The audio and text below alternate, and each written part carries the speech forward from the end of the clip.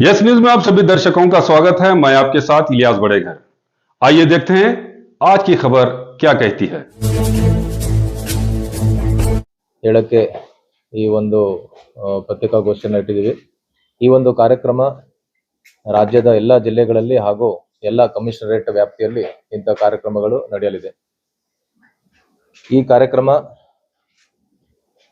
ಕರ್ನಾಟಕ ಸರ್ಕಾರ ರಾಜ್ಯವನ್ನ drug free Karnataka ಅಂದ್ರೆ ಮಾದಕ ವಸ್ತು ಮುಕ್ತ ರಾಜ್ಯವನ್ನ ಏನು ಘೋಷಣೆ ಮಾಡಿತ್ತು ಅದರ ಅಡಿಯಲ್ಲಿ ಈ ಕಾರ್ಯಕ್ರಮಗಳು ನಡೆಯಲಿದೆ.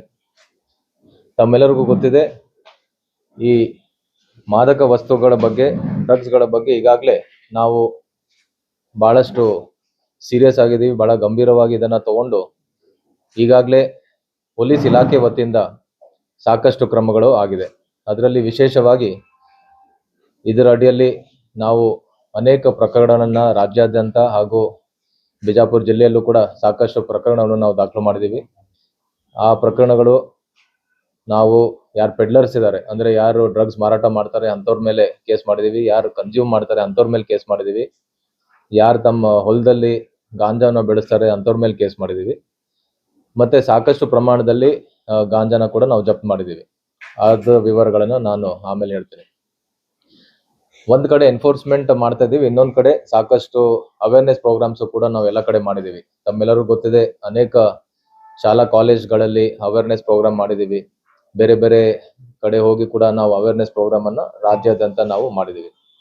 ಸೊ ಇದನ್ನು ಮೇನ್ಲಿ ಈ ನಾವು ಕೇಸಸ್ ಹಾಕೋದು, ಅವೇರ್ನೆಸ್ ಮಾಡೋದು, ಈ ಡ್ರಗ್ಸಿಗೆ ಏನು ಡಿಮ್ಯಾಂಡ್ ಇದೆ ಮತ್ತು ಸಪ್ಲೈ ಏನಾಗುತ್ತೆ ಅದನ್ನು ಕಡಿವಾಣ ಹಾಕೋಕ್ಕೆ ಏನು ಪೆಡ್ಲರ್ಸ್ನ ಹಿಡಿದು ಈ ಸಪ್ಲೈಯನ್ನು ನಿಯಂತ್ರಣ ಮಾಡೋದು, ಅವೇರ್ನೆಸ್ ಪ್ರೋಗ್ರಾಮ್ಸನ್ನು ಮಾಡಿ ಏನು ಡಿಮ್ಯಾಂಡ್ ಇದೆ ಸಾರ್ವಜನಿಕರಿಂದ, ವಿಶೇಷವಾಗಿ ವಿದ್ಯಾರ್ಥಿನಿಂದ ಡಿಮ್ಯಾಂಡ್ ಇದೆ ಅದನ್ನು ಕಂಟ್ರೋಲ್ ಮಾಡೋದು.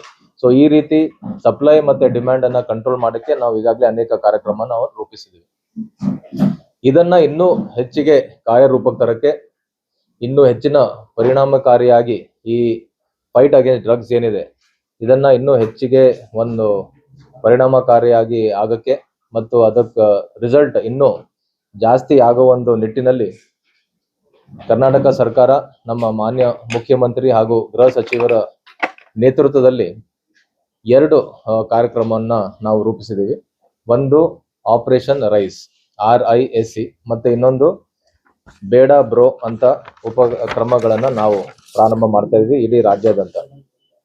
ಈ ಆಪರೇಷನ್ ರೈಸ್ RISE ಇದರ ಅರ್ಥ, ಒಂದು ಆರ್ ಅಂದರೆ ರೆಫ್ಯೂಸ್ ಅಂದರೆ ನಿರಾಕರಣೆ.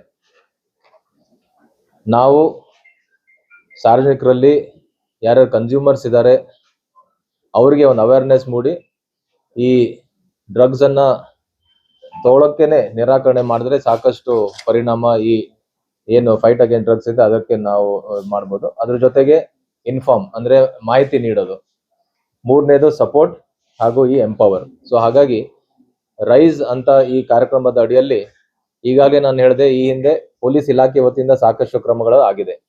ಆದರೆ ಈಗ ಈ ರೈಸ್ ಏನು ನಾವು ಹೊಸ ಕಾರ್ಯಕ್ರಮ ಮಾಡ್ತಾ ಇದ್ವಿ ಅದರಲ್ಲಿ ಬರೀ ಪೊಲೀಸ್ ಇಲಾಖೆ ಅಲ್ಲದೆ ಸರ್ಕಾರದ ಇನ್ನೂ ಬೇರೆ ಬೇರೆ ಇಲಾಖೆಯವರು ಕೂಡ ನಮ್ಮ ಜೊತೆ ಕೈ ಜೋಡಿಸ್ತಾರೆ.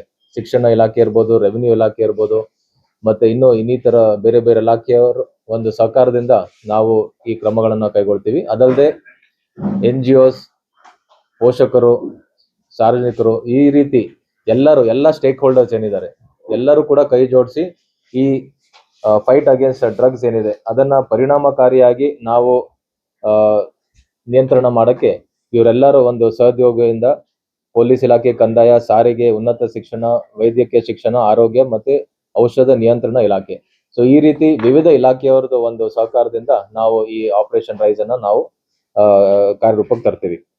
ಅದಲ್ಲದೆ ಈಗಾಗಲೇ ಕರ್ನಾಟಕ ಸರ್ಕಾರ ಕೆಲವೊಂದು ಮಹತ್ವದ ಹೆಜ್ಜೆಗಳು ಹಾಗೂ ನಿರ್ಧಾರಗಳನ್ನು ಕೂಡ ತಗೊಂಡಿದೆ. ಅದರಲ್ಲಿ ANTF ಅಂದ್ರೆ ಆಂಟಿ ನಾರ್ಕೋಟಿಕ್ಸ್ ಟಾಸ್ಕ್ ಫೋರ್ಸ್, ಇದನ್ನ ಸ್ಥಾಪನೆ ಈಗಾಗಲೇ ಮಾಡಲಾಗಿದೆ. ಅದರ ಅಡಿಯಲ್ಲೂ ಕೂಡ ಸಾಕಷ್ಟು ಕೆಲಸಗಳು ಆಗ್ತಾ ಇದೆ. ಅದಲ್ಲದೆ ನಾವು ಒಂದ್ಸಲ ಪ್ರಕರಣ ದಾಖಲಾದ್ಮೇಲೆ ಅದು ನ್ಯಾಯಾಲಯದಲ್ಲಿ ಶೀಘ್ರದಲ್ಲಿ ನಾವು ವರದಿ ಕೊಟ್ಟು ಬೇಗ ಚಾರ್ಜ್ ಶೀಟ್ ಮಾಡಿ ಟ್ರಯಲು ಕೂಡ ಬೇಗ ಮುಗಿದು ಆರೋಪಿಗಳಿಗೆ ಶಿಕ್ಷೆ ಆಗುವಂತ ಕ್ರಮಗಳನ್ನು ಕೂಡ ನಾವು ತಗೊಳ್ತಾ ಇದೀವಿ. ಅದರಲ್ಲಿ ಒಂದು ವಿಶೇಷವಾಗಿ ಅನೇಕ ಸಲ ನಾವು ಚಾರ್ಜ್ ಶೀಟ್ ಮಾಡೋಕ್ಕೆ ಕೆಲವೊಂದು ಟೆಕ್ನಿಕಲ್ ರಿಪೋರ್ಟ್ಸ್ ಆಗಿರ್ಬೋದು, FSL ರಿಪೋರ್ಟ್ಸ್ ಬರೋದು ತಡ ಆಗಿರುತ್ತಾರೆ. ಹಾಗಾಗಿ FSLಗೂ ಕೂಡ ಅದನ್ನು ಸ್ಟ್ರೆಂಥನ್ ಮಾಡಿ ಈ ಏನೇನು FSL ರಿಪೋರ್ಟ್ಸ್ ಇದೆ ಅದನ್ನು ಕೂಡ ಬೇಗ ಬಂದು ನಾವು ಚಾರ್ಜ್ ಶೀಟ್ ಬೇಗ ಮಾಡುವಂತ ಕೂಡ ವ್ಯವಸ್ಥೆನೂ ಕೂಡ ಈ ಆಪರೇಷನ್ ರೈಸ್ ಅಡಿಯಲ್ಲಿ ಇಂಥ ಕ್ರಮಗಳನ್ನು ನಾವು ತಗೊಳ್ತಾ ಇದೀವಿ. ಅದಲ್ಲದೆ ಇನ್ನೊಂದು, ಈಗಾಗಲೇ ನಾನು ಹೇಳಿದೆ, ಅನೇಕ ಸಂದರ್ಭದಲ್ಲಿ ನಾವು ನೋಡಿದೀವಿ, ನಾವು ಎಷ್ಟು ಕೇಸಸ್ ಮಾಡಿದೀವಿ, ಅದರಲ್ಲಿ ಬಹಳಷ್ಟು ಜನ ವಿದ್ಯಾರ್ಥಿನಿಯರು ಈ ವ್ಯಸನಕ್ಕೆ ಅವ್ರು ಒಳಗಾಗ್ತಿದ್ದಾರೆ. ಅದಕ್ಕೆ ಅವರ ಯಾವುದೋ ಬೇರೆ ಪ್ರಭಾವದಿಂದ ಇರ್ಬೋದು, ಮಾನಸಿಕ ಒತ್ತಡ ಇರ್ಬೋದು, ಜಸ್ಟ್ ಮನೋರಂಜನೆ ಎಂಟರ್ಟೈನ್ಮೆಂಟ್ಗೋಸ್ಕರ ಇರ್ಬೋದು, ಅಥವಾ ಪಿಯರ್ ಪ್ರೆಷರ್, ಬೇರೆ ಬೇರೆ ಸ್ನೇಹಿತರದೊಂದು ಒತ್ತಡದಿಂದ ಇರ್ಬೋದು, ಅಥವಾ ಪ್ರಾಯೋಗಿಕಾತ್ಮಕವಾಗಿ ಅಂದ್ರೆ ಜಸ್ಟ್ ಒಂದ್ಸಲ ಟ್ರೈ ಮಾಡಿ ನೋಡೋಣ ಏನಾಗುತ್ತೆ ಅಂತ. ಸೊ ಇಂಥ ವಿವಿಧ ಕಾರಣದಿಂದ ನಮ್ಮ ಈ ವಿದ್ಯಾರ್ಥಿನಿಯರು ಈ ಡ್ರಗ್ಸ್ ಒಂದು ಜಾಲಕ್ಕೆ ಅವರು ಒಳಗಾಗ್ತಿದ್ದಾರೆ. ಸೊ ಹಾಗಾಗಿ ಅವೇರ್ನೆಸ್ ನಾವು ಯುವಕರಲ್ಲಿ ನಾವು ಮೂಡಿಸ್ಬೇಕಾಗತ್ತೆ. ಅದು ನಾವು ಸಭೆ ಸಮಾರಂಭವನ್ನು ನಾವು ಮಾಡಿ ಹೇಳ್ತಾ ಇದೀವಿ. ಆದ್ರೆ ಈಗ ಈ ಬೇಡ ಬ್ರೋ ಅಂತ ಏನು ಕಾರ್ಯಕ್ರಮ ಇದೆ ಅದರಲ್ಲಿ ನಾವು ಈ ಸೋಷಿಯಲ್ ಮೀಡಿಯಾ ಮೂಲಕ ಬೇರೆ ಬೇರೆ ವಿವಿಧ ಪೋಸ್ಟರ್ಸ್, ಶಾರ್ಟ್ ಫಿಲ್ಮ್ಸ್, ಅದ್ರ ಮೂಲಕ ನಾವು ಅವರಿಗೆ ಅರ್ಥ ಆಗೋ ಹಾಗೆ, ಅವರಿಗೆ ಯುವ ಸ್ನೇಹಿ ಸಂದೇಶವನ್ನ ನೀಡಿ ಈ ಡ್ರಗ್ಸಿನ ಏನು ತಗೊಂಡ್ರೆ ಏನು ದುಷ್ಪರಿಣಾಮ ಇದೆ, ಆರೋಗ್ಯದ ಮೇಲೆ, ದೈಹಿಕ ಆರೋಗ್ಯದ ಮೇಲೆ, ಮೆಂಟಲ್ ಸ್ಟೇಟಸ್ ಮೇಲೆ ಏನೇನು ಎಫೆಕ್ಟ್ ಆಗತ್ತೆ ಅದ್ರ ಬಗ್ಗೆ ನಾವು ಇಂಥ ಶಾರ್ಟ್ ವಿಡಿಯೋಸ್ ಸೋಷಿಯಲ್ ಮೀಡಿಯಾ ಮುಖಾಂತರ ಅವರಿಗೆ ನಾವು ಕೊಡ್ತಾ ಇದೀವಿ. ಮತ್ತೆ ಈ ವಿಡಿಯೋಸ್ ಇಂದ ಅವರು ತಮ್ಮ ಇಂಥ ಚಟುವಟಿಕೆಗಳಿಗೆ ಅಥವಾ ಇಂಥ ಡ್ರಗ್ಸಿಗೆ ಒಳಗಾಗದೆ ಅವ್ರು ಬೇರೆ ಬೇರೆ ರೀತಿಯಿಂದ ಕ್ರೀಡೆಗಳಲ್ಲಿ, ಶಿಕ್ಷಣದಲ್ಲಿ, ಆರೋಗ್ಯಕರ ಆಕ್ಟಿವಿಟೀಸ್ ಅಲ್ಲಿ ಅವ್ರು ಇನ್ವಾಲ್ವ್ ಆಗಿ ಅವ್ರು ತಮ್ಮ ಜೀವನದಾನ ಸುಧಾರಿಸ್ಕೊಂಡು ಹೋಗೋ ನಿಟ್ಟಿನಲ್ಲಿ ಇಂಥ ಒಂದು ಕಾರ್ಯಕ್ರಮ ರೂಪಿಸಲಾಗಿದೆ. ಸೊ ಕೊನೆಯದಾಗಿ ಈ ಎರಡು ಪ್ರೋಗ್ರಾಮ್ಸ್ ಏನಿದೆ, ರೈಸ್ ಮತ್ತೆ ಈ ಬೇಡ ಬೋ ಕಾರ್ಯಕ್ರಮಗಳು, ಮೇಲಿ ನಮ್ಮ ಯುವ ಜನರನ್ನ ನಾವು ಮಾದಕ ವ್ಯಸನ ವಿರೋಧಿ ರಾಯಭಾರಿಗಳನ್ನಾಗಿ ಮಾಡಲು ಈ ಕಾರ್ಯಕ್ರಮಗಳನ್ನು ನಾವು ರೂಪಿಸಿದೀವಿ. ಸೊ ಈವರೆಗೆ ಏನ್ ಪೊಲೀಸ್ ಇಲಾಖೆಯಿಂದ ಅನೇಕ ಕಾರ್ಯಗಳು ಆಗ್ತಾ ಇತ್ತು, ಈಗ ಬೇರೆ ಬೇರೆ ಇಲಾಖೆ, ಬೇರೆ ಬೇರೆ ಸಂಘ ಸಂಸ್ಥೆಯವ್ರ ಜೊತೆ ಸೇರಿ ಈ ಕಾರ್ಯಕ್ರಮಗಳನ್ನ ಮಾಡಿ ಇದ್ರದ್ದು ಈ ಡ್ರಗ್ಸ್ನ ಮೂಲ ಏನಿದೆ, ಯಾಕಿದು ಇಷ್ಟೊಂದು ನಾವು ಕೇಸಸ್ ಹಾಕಿದ್ರು ಯಾಕೆ ಇನ್ನೂ ಆಗ್ತಾ ಇದೆ, ಅದ್ರ ಬಗ್ಗೆ ಎಲ್ಲ ನಾವು ತಿಳ್ಕೊಂಡು ಅದ್ರ ಮೇಲೆ ಕ್ರಮ ಕೈಗೊಳ್ತೀವಿ. ಸಾಕಷ್ಟು NDPS ಅಡಿಯಲ್ಲಿ ಪೊಲೀಸ್ ಇಲಾಖೆ ಅನೇಕ ಕೇಸುಗಳನ್ನ ದಾಖಲು ಮಾಡಿದೀವಿ. ರಾಜ್ಯಾದ್ಯಂತ ಸಾಕಷ್ಟು ಪ್ರಮಾಣದಲ್ಲಿ ಡ್ರಗ್ಸ್ ಸೀಸ್ ಮಾಡಲಾಗಿದೆ. ಅದು ನಾವು ಪತ್ರಿಕಾ ಪ್ರಕಟಣೆಯನ್ನು ನಾವು ನೀಡ್ತಾ ಇದ್ದೀವಿ. ಬಿಜಾಪುರ ಜಿಲ್ಲೆಯಲ್ಲಿ ಸಾಕಷ್ಟು ಪ್ರಕರಣಗಳು ದಾಖಲು ಮಾಡಿದ್ದಾರೆ. ನಿಮಗೆ ಗೊತ್ತಿದೆ, ನಮ್ಮ ಉತ್ತರ ವಿಭಾಗ ಬೆಳಗಾವಿ ರೇಂಜ್ ಏನಿದೆ ಅದಕ್ಕೆ 5 ಜಿಲ್ಲೆ ಬರುತ್ತೆ. ಬೆಳಗಾವಿ, ಬಿಜಾಪುರ, ಬಾಗಲಕೋಟ್, ಧಾರವಾಡ ಮತ್ತೆ ಗದಗ. ಸೊ ಈ 5 ಜಿಲ್ಲೆಗಳಲ್ಲಿ ಈ ಡ್ರಗ್ಸ್ ವಿರುದ್ಧ ಕಾರ್ಯಾಚರಣೆಯಲ್ಲಿ ಬಿಜಾಪುರ ಜಿಲ್ಲೆ ಪ್ರಥಮ ಸ್ಥಾನದಲ್ಲಿದೆ. ಎಲ್ಲ 5 ಜಿಲ್ಲೆಗಳನ್ನ ನಾವು ಹೋಲಿಸಿದೆ ಸಾಕಷ್ಟು ಪ್ರಕರಣಗಳು, ಸಾಕಷ್ಟು ಪ್ರಮಾಣದಲ್ಲಿ ಗಾಂಜಾ ಜಪ್ತಿ ಆಗಿರುವಂತದ್ದು, ಸಾಕಷ್ಟು ಪ್ರಮಾಣದಲ್ಲಿ ಆರೋಪಿಗಳನ್ನ ದಸ್ತಗಿರಿ ಮಾಡಿರೋದು ಈ 5 ಜಿಲ್ಲೆಗಳಲ್ಲಿ ಬಿಜಾಪುರ ಜಿಲ್ಲೆನೇ ಪ್ರಥಮ ಸ್ಥಾನದಲ್ಲಿದೆ. ಈ ವರ್ಷ ಜೂನ್ 30ನೇ ತಾರೀಕುವರೆಗೆ ಈಗಾಗಲೇ 118 kg ಗಾಂಜಾವನ್ನ ಇಲ್ಲಿ ಸೀಸ್ ಮಾಡಿದ್ದಾರೆ. ಇದರ ಮೌಲ್ಯ ಸುಮಾರು 24 ಲಕ್ಷ ಆಗಿದೆ. ಈಗಾಗಲೇ 37 ಆರೋಪಿಗಳನ್ನ ದಸ್ತಗಿರಿ ಮಾಡಿದ್ದಾರೆ. ಅದರಲ್ಲಿ 20 ಜನ ಪೆಡ್ಲರ್ಸ್ ಇದ್ದಾರೆ, ಮತ್ತೆ 17 ಜನ ಕನ್ಸ್ಯೂಮರ್ಸ್ ಇದ್ದಾರೆ. ಇನ್ನೊಂದು ಬಹಳ ಮುಖ್ಯವಾದಂತ ವಿಷಯ, ಈವರೆಗೆ ನಾವು NDPS ಕಾಯ್ದೆ ಅಡಿಯಲ್ಲಿ ಡ್ರಗ್ಸ್ ಅಫೆಂಡರ್ಸ್ ಮೇಲೆ ಕೇಸ್ ಮಾಡ್ತಾ ಇದ್ವಿ. ಈ ಸಲ ಪ್ರಥಮ ಬಾರಿಗೆ ಈ ಜಿಲ್ಲೆಯಲ್ಲಿ ಫಿಟ್ NDPS ಅಡಿಯಲ್ಲಿ ಪ್ರಕರಣ ದಾಖಲಾಗಿದೆ.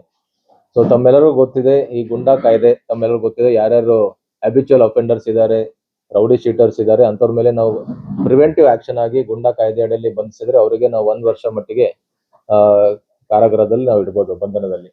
ಅದೇ ರೀತಿ ಈ ಡ್ರಗ್ ಅಫೆಂಡರ್ಸಿಗೆ ಫಿಟ್ NDPS ಅಂತ ಒಂದು ವಿಶೇಷ ಕಾಯ್ದೆ ಇದೆ. ಇದನ್ನು ಕೂಡ ಪ್ರಿವೆಂಟಿವ್ ಡಿಟೆನ್ಷನ್ ಕಾನೂನು ಇದೆ.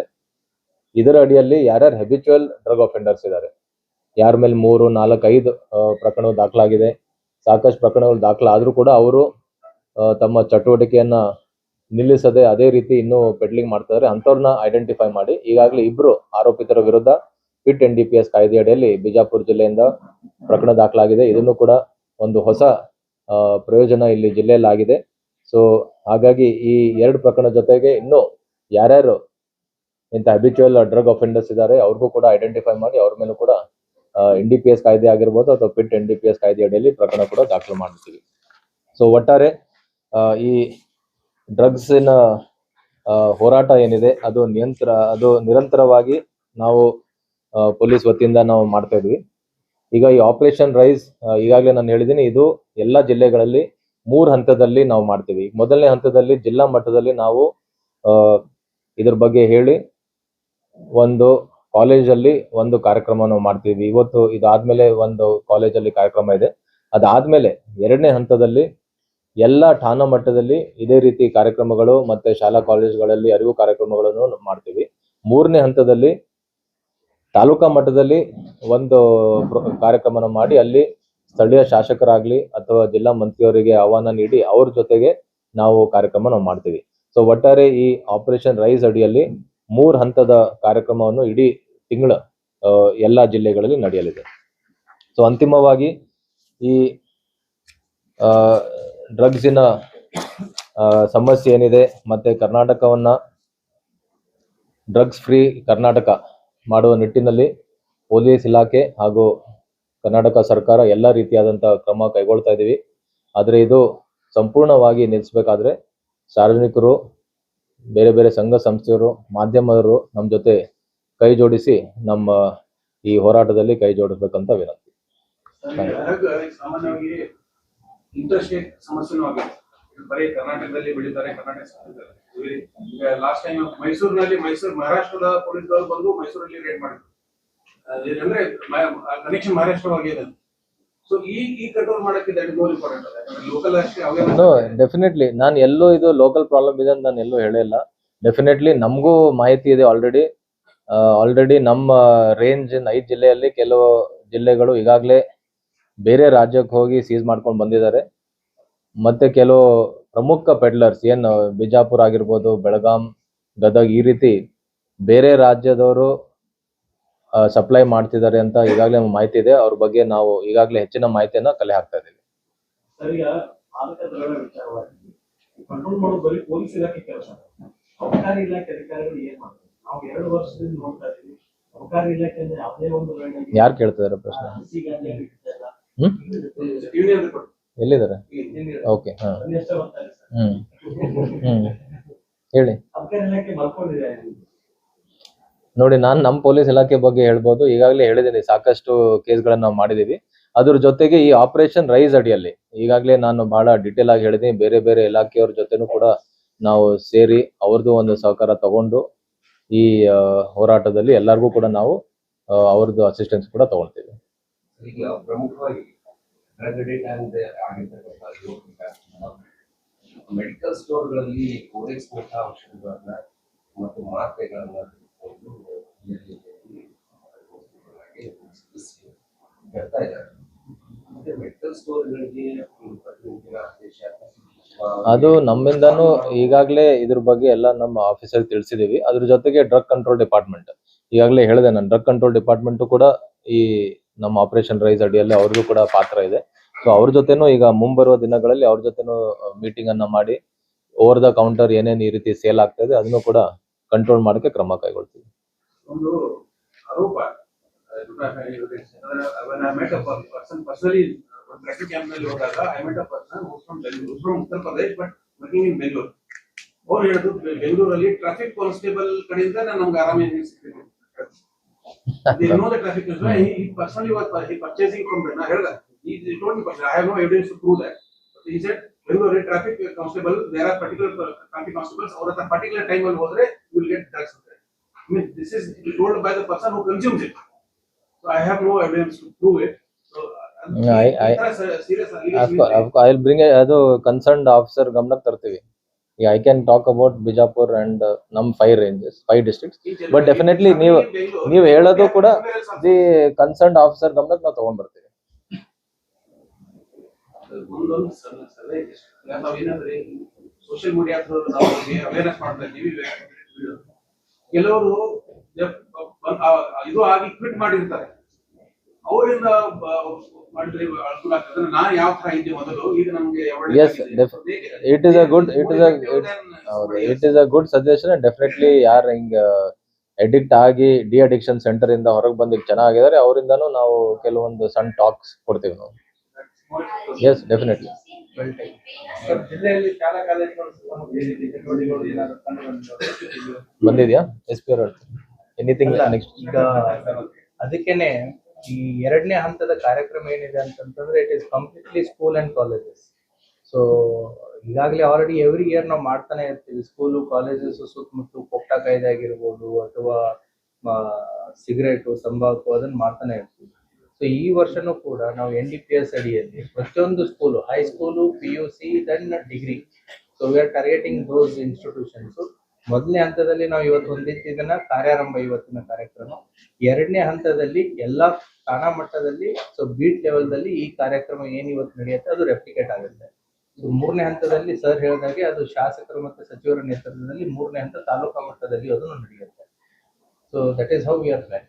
ಇದುವರೆಗೆ ಯಾವ್ದು ಸ್ಕೂಲು ಕಾಲೇಜಸ್ ಪಕ್ಕ ಆಗಿಲ್ಲ ನಮ್ಮ ಜಿಲ್ಲೆಯಲ್ಲಿ. ಸೋಫಾರ್ ಸಿಕ್ಕಿರೋ ಪ್ರಕರಣಗಳಲ್ಲಿ ಸ್ಕೂಲ್ ಮತ್ತೆ ಕಾಲೇಜ್ ಅಕ್ಕಪಕ್ಕ ಆಗಲಿ ಅಥವಾ ಸ್ಟೂಡೆಂಟ್ಸಿಗಾಗ್ಲಿ ಸಿಕ್ಕಿದ್ದು ಬಂದಿಲ್ಲ. It is a more of ಏನು ಅಂತಂತಂದ್ರೆ, ಒಂದು ಅವರ ಹೊಲದಲ್ಲಿ ತೋಟದಲ್ಲಿ ಬೆಳೆದಿದ್ದು, ಎರಡನೇದ್ದು ಮಹಾರಾಷ್ಟ್ರ ಕಡೆಯಿಂದ ನಮಗೆ ಒಣ ಗಾಂಜಾ ಬಂದು ಇಲ್ಲಿಂದ ಸೆಕೆಂಡ್ ಲೈನ್ ಥರ್ಡ್ ಲೈನ್ ಮಾರೋರು ಸಿಕ್ಕಿದ್ದಾರೆ. ಯಾರೀಗ ನಾವು ನಾಂದೇಡ್ದಿಂದ ಲಾಸ್ಟ್ ಗೋಲ್ ಗುಂಬಜ್ದಲ್ಲಿ ನಾವು ಇಲ್ಲಿ ಒಬ್ಬನೇ ಹಿಡಿದಾಗ ಜನ ಲಿಂಕ್ ಸಿಕ್ಕಿದ್ದು ಹೊರ್ತಿ ಅಂತ ಹಿಡ್ಕೊಂಡಾಗ ಲಿಂಕ್ ಸಿಕ್ಕಿದ್ದು Nanded. That is of the chain link is there. So ಹಾಗಾಗಿ it is a chain link, we have to go for the peddlers. Majority ನಮ್ದು ಅದು ಏಜ್ ಗ್ರೂಪ್ ಕ್ಯಾಟಗರೈಸೇಷನ್ ನೋಡಿದ್ರು ಕೂಡ ಮೆಜಾರಿಟಿ ನಮ್ಮಲ್ಲಿ ಕಂಡು ಬಂದಿರೋದು ಲೇಬರ್ ಕ್ಲಾಸ್. ಸೊ ಹಾಗಿದ್ದಾರೆ. ಸ್ಟೂಡೆಂಟ್ಸ್ಗೂ ಕೂಡ ನಾವು ಚೆಕ್ ಮಾಡ್ತಾ ಇದ್ದೀವಿ. ಈ ಒಂದು ನಿಮ್ ಮೂಲಕ ಎಲ್ಲ ಸಾರ್ವಜನಿಕರಿಗೆ ಹೇಳ್ಬೇಕಾಗಿದ್ದು, ನಾವು ನೋಡಿದೀವಿ ಸಾಕಷ್ಟು ಗ್ರಾಮದಲ್ಲಿ ಅವ್ರವ್ರ ತೋಟದಲ್ಲಿ ಕೆಲವರು ಗಾಂಜಾ ಬೆಳೆಸ್ತಾ ಇದಾರೆ. ಈಗ ಹೋದ್ ವರ್ಷನೇ ನೀವು ಸೀಸ್ ಮಾಡಿದ್ರಿ ಒಂದು ಆಲ್ಮೋಸ್ಟ್ 338 kgs ಹೊಲದಲ್ಲಿ. ಸೊ ಈಗ ನಾವು ನಮ್ ಬೀಟ್ ವ್ಯವಸ್ಥೆ ಇದೆ, ನಮ್ ಬೀಟ್ ಸಿಬ್ಬಂದಿಗೆ ಹೇಳಿದೀವಿ ಆಯಾ ಹಳ್ಳಿಗೆ ಹೋದಾಗ ಇಂಥ ಮಾಹಿತಿ ಕಲೆ ಹಾಕಕ್ಕೆ. ನಿಮ್ ಮೂಲಕ ನಾನು ಸಾರ್ವಜನಿಕರಲ್ಲೂ ಕೂಡ ಮನವಿ ಮಾಡ್ತೇನೆ, ಎಲ್ಲೆಲ್ಲಿ ಯಾರದೇ ಗ್ರಾಮದಲ್ಲಿ ಹಿಂಗ್ ಗಾಂಜಾ ಬೆಳೆಸ್ತಾ ಇದ್ರೆ ದಯವಿಟ್ಟು ನಮ್ದು ಕಂಟ್ರೋಲ್ ರೂಮಿಗೆ ಫೋನ್ ಮಾಡಿ, SP ಅವ್ರಿಗೆ ಫೋನ್ ಮಾಡಿ, ಅಥವಾ ನಮ್ KSP ಆಪ್ ಇದೆ, KSP ಆಪ್ ಅಲ್ಲಿ ಡ್ರಗ್ಸ್ ಮಾಹಿತಿ ಕೊಡಕ್ಕೇನೆ ಒಂದು ಸೆಪರೇಟ್ ಕಾಲಮ್ ಇದೆ. ಅದ್ರ ಬಗ್ಗೆ ನಾವು ಪ್ರತಿದಿನ ನೋಡ್ತೀವಿ KSP ಆಪ್ ಅಲ್ಲಿ ಎಷ್ಟೆಷ್ಟು ಕಂಪ್ಲೇಂಟ್ಸ್ ಬಂದಿದೆ ಅಂತ. ಸೊ ಅದರಲ್ಲಿ ಏನಾದ್ರು ಕಂಪ್ಲೇಂಟ್ ಬಂದ್ರೆ ಕ್ವಿಕ್ಲಿ ನಾವು ಅದ್ರ ಮೇಲೆ ಆಕ್ಷನ್ ತಗೊಳ್ತೀವಿ. ವಾರ್ಡ್ ನಂಬರ್ 18ರಲ್ಲಿ ಈಗಾದ್ರೂ ಸೇಲ್ ಇದೆ ಸರ್. ಕಾಲೇಜುಗಳೆಲ್ಲ ಯಾವ್ದು ಇವತ್ತೇ ನಿಮ್ ಜೊತೆ ಪೊಲೀಸ್ ತಂಡ ಕಳಿಸ್ಕೊಡ್ತೀವಿ. ಈಗ ಇಲ್ಲಿ ನಗರದ ಸಿಕ್ಯಾಕ್ ಸಂಸ್ಥೆ ಅಂತ ಒಂದು ಶಿಕ್ಷಣ ಸಂಸ್ಥೆ, ಸಿಕ್ಯಾಕ್ ಶಿಕ್ಷಣ ಸಂಸ್ಥೆ ಅಂತ ಇದೆ. ಅಲ್ಲೇ ಕಾರ್ಯಕ್ರಮ ಇವತ್ತು ಮಾಡ್ತಾರೆ. ಅದ್ರ ಎದುರುಗಡೆನೆ ಒಂದು ಬಾರ್ ಇದೆ, ಕೇವಲ 50 ಫೀಟ್ ಲೈಸೆನ್ಸಿಂಗ್ ಅಥಾರಿಟಿ ಯಾರು ಬರ್ತಾರೆ? ಸೊ ಅದ್ರ ಬಗ್ಗೆ ಇದೆ, ಬೇರೆ ಕಡೆ ಹೇಳ್ತೀವಿ ಅವ್ರಿಗೆ excise. Bring it to the concern department. ನಮ್ಮಲ್ಲಿ ಜಾಸ್ತಿ ಇರೋದು ಗಾಂಜಾ ಅಲ್ಲ, ಎಕ್ಸ್ಟ್ರಸಿ, ಈಗ ಸದ್ಯಕ್ಕೆ ಅಂತ ಯಾವ್ದೋ ಇಲ್ಲಿ ಈ ಜಿಲ್ಲೆಯಲ್ಲಿ ಸೀಸ್ ಆಗಿಲ್ಲ. ಇಟ್ ಇಸ್ ಮ್ಯಾಕ್ಸಿಮಮ್ ಗಾಂಜಾ. जैसा कि आप सब जानते हैं कि आप सभी का प्यार हमारे साथ कायम है। इसी तरह से हमारे इस चैनल को प्यार करते रहिए और हमारी सारी खबरों को लाइक, शेयर और सब्सक्राइब करना ना भूलिए। हमारा यही मकसद है कि आपको हर खबर जो है, जैसा है वैसा ही आपको हम दिखाते रहेंगे, ना किसी का पक्ष लेंगे, ना किसी के विरोध में जाएंगे। हमारे कदम सच के साथ।